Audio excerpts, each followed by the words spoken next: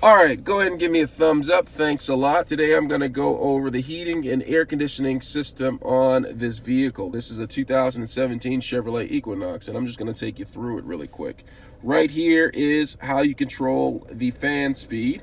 Okay, you can go all the way high, and then go all the way like low.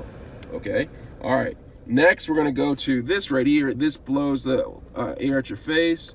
This button blows air at your face and your feet. This blows the air at your feet. This button blows air at the windshield for defrosting or defogging, and at your feet as well too. All right, right here you have the air recirculation button. Now it recirculates the air within the vehicle. Right here is the rear defroster defogger. Right here is the defogger for the windshield.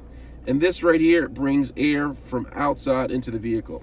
Now, if you go to the far right, this button right here controls the temperature. You see right now it's on hot. Now I can go back to cool. And if I want the air conditioner on, I put it on the cool. And then I press this button for air conditioning. Let me know if you have any questions.